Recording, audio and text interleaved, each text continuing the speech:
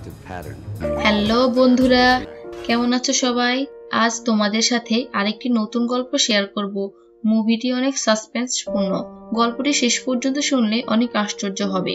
তো মুভির শুরুতে আমরা একজন মানুষকে দেখতে পাই যার নাম ড্যানি ওশেন, যে কিনা এই মুভির গুরুত্বপূর্ণ ক্যারেক্টার।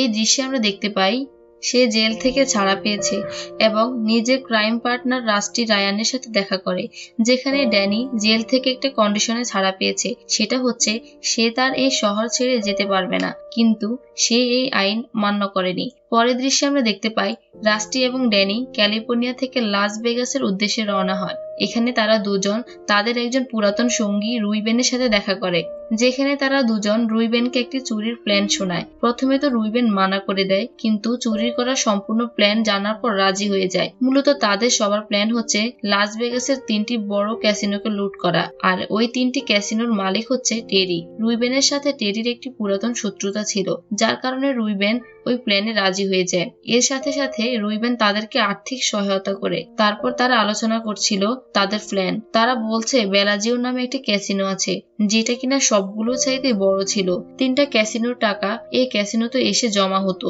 যদি আমরা এটাকে লুট করতে পারি, তাহলে আমাদেরকে আর অন্য কোনো ক্যাসিনোতে যেতে হবে না। ওখানে তারা অনুমান করে যে ওই ক্যাসিনোতে আনুমানিক $160 মিলিয়ন আছে। পরের দৃশ্যে আমরা দেখতে পাই ড্যানি এবং রাস্টি একটা টিম গঠন করে, যেখানে বিভিন্ন স্পেশাল এক্সপার্ট মানুষদেরকে অ্যাড করা হয়। তাদের মধ্যে কেউ সিকিউরিটি এক্সপার্ট, কেউ ক্যাসিনোর ম্যানেজমেন্ট ভালোভাবে করতে পারে, আবার কেউ খুব ভালোভাবে বিস্ফোরণ ঘটাতে পারে। তাদের টিমের সব মেম্বার অনেক ভালোভাবে প্রস্তুতি নেয় এবং তারা পর্যবেক্ষণ করতে থাকে যে বেলাজিও ক্যাসিনোর বাইরে কি পরিমাণ সিকিউরিটি আছে, কতজন আছে এবং কে কে আসে যায়, কখন স্টাফদের শিফটিং হয়। এইসব অ্যাক্টিভিটিস গুলো তারা নজরে রাখে এবং সাথে সাথে বেলাজিও ক্যাসিনোতে যে সিকিউরিটি বল্ট থাকে, তারা ওইটার একটা হুবহু কপি বানায়, যাতে তারা ওটা ভাঙতে পারে এবং যাতে তারা সিকিউরিটি সিস্টেমকে চেক করতে পারে যখন তারা চুরি করতে যায়, তখন যাতে কোনো সমস্যা না হয়। এখানে টেরি জানতে পারে যে তার এক্স ওয়াইফ, যার সাথে ওর ডিভোর্স হয়েছিল, সে ড্যানি ওশেনের বর্তমান গার্লফ্রেন্ড।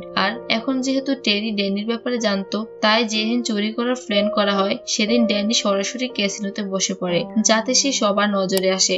আর টেরি যখন তাকে দেখে, তখন তার উপর সন্দেহ হয়, তাই সে ড্যানিকে বন্দি করে একটি রুমে বন্ধ করে রাখে। এখানে ড্যানিকে মারার জন্য একজন বাউন্সার আসে, কিন্তু ড্যানি তাকে আগে থেকেই সেটিং করে রেখেছে। ওই বাউন্সারকে ড্যানি অনেক টাকা দিয়েছে, সেই জন্য সে ড্যানিকে হেল্প করে উপরে উঠার জন্য।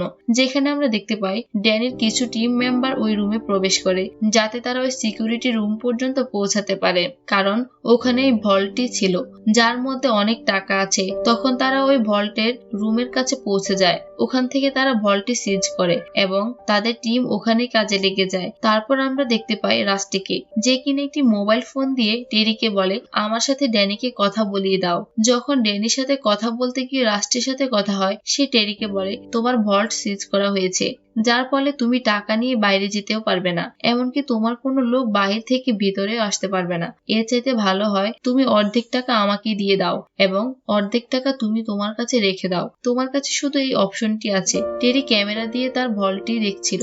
তখন আসলেই ওই রুমের অবস্থা খুব খারাপ ছিল।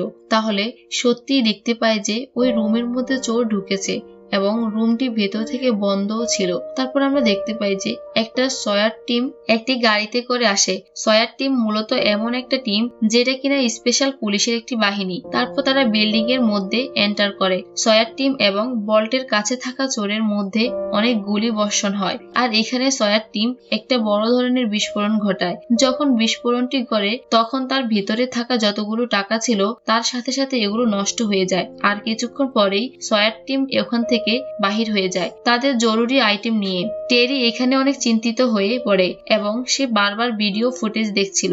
যখন সে বারবার দেখে, তখন সে বুঝতে পারে যে কিছু সময় আগে সে ওই বোল্ট রাখার রুমের ফ্লোরে বেলাজিও লিখে রেখেছিল, যেটা কিনা এই ফুটেজের মধ্যে ছিল না। এখন কি হয়, মূলত ড্যানির টিমের সিকিউরিটি এক্সপার্ট তাকে একটি মিথ্যা ফুটেজ বারবার দেখাচ্ছিল, যেটা কিনা মূলত তাদের ট্রেনিং করার সময় ভিডিও ধারণ করেছিল।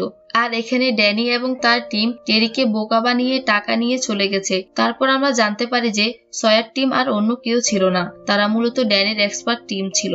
তারা ব্যাগে করে তাদের কোনো টুলস না, বরং তারা টেরির বেঁচে যাওয়া টাকাগুলো নিয়ে চলে আসে। তারা সবাই তার সামনে দিয়ে চলে আসে, কারো কোনো তাদের ব্যাগের উপর সন্দেহ হয়নি, অর্থাৎ ওই ব্যাগে সয়ার টিমের কোনো জিনিসপত্র ছিল নাকি টাকা ছিল। তারপর আমরা দেখতে পাই ড্যানি ওশেন এখনো পর্যন্ত ওই রুমে লক অবস্থায় ছিল, ওই বাউন্সারের সাথে, যেখানে টেরি তাকে বন্দি করে রেখেছিল। টেরির পুরোপুরি বিশ্বাস হয় যে এইসব কিছুর পিছনে ড্যানির হাত আছে, কিন্তু ড্যানি অনেক ইনোসেন্ট ব্যবহার করে এবং এই চুরির সাথে যুক্ত থাকাকে অস্বীকার করে। টেরি রাগের মাথায় ড্যানিকে পুলিশের হাতে সমর্পণ করে, কিন্তু তার কাছে কোনো উপযুক্ত প্রমাণ ছিল না। কিন্তু ড্যানি একটি আইন ভেঙেছে, যেটা আমরা মুভির শুরুতে জেনেছি যে সে ক্যালিফোর্নিয়া ছেড়ে যাওয়ার অনুমতি ছিল না। তারপর আমরা ড্যানির ওই টিমকে দেখতে পাই, কারণ তাদের প্ল্যানিং ছিল টাকা লুট করার পর সবার মাঝে সমান ভাগে বন্টন করে দেয়া হবে। তারা সবাই নিজ নিজ অংশ বুঝে নিয়ে যার যার পথে চলে যায়। কয়েক মাস পরে ড্যানি যখন তার শাস্তি ভোগ করে জেল থেকে বাহির হয়, জেলের বাইরে আমরা রাস্টিকে দেখতে পাই, যে ড্যানিকে পিক করার জন্য এসেছে। তারা এখান থেকে অনেক দূরে চলে যায়, আর অন্যদিকে টেরি এখনো ড্যানির উপর সন্দেহ করে। তারপর দেখতে পাই টেরির কিছু লোক ড্যানির পিছু করে। টেরি কিছুই ভুলেনি, সে জানতো যে এসব কিছুর পিছনে ড্যানির হাত আছে, আর সে তার পিছু করে তার হারিয়ে যাওয়া টাকা পর্যন্ত যেতে পারবে। আর এখানেই মুভি শেষ হয়ে যায়। বন্ধুরা, তোমরা যদি এরকম সুন্দর সুন্দর গল্প শুনতে চাও, তাহলে চ্যানেলটিকে সাবস্ক্রাইব করে বেল বাটনটিকে অন করে রেখো। কথা দিচ্ছি নিয়মিত তোমাদের মজার মজার মুভির কাহিনী উপহার দিয়ে যাব। তো বন্ধুরা, দেখা হচ্ছে অন্য আরেকটি সুন্দর মুভির কাহিনী নিয়ে। সেই পর্যন্ত ভালো থেকো এবং নিজের যত্ন নিও। Thank you for watching.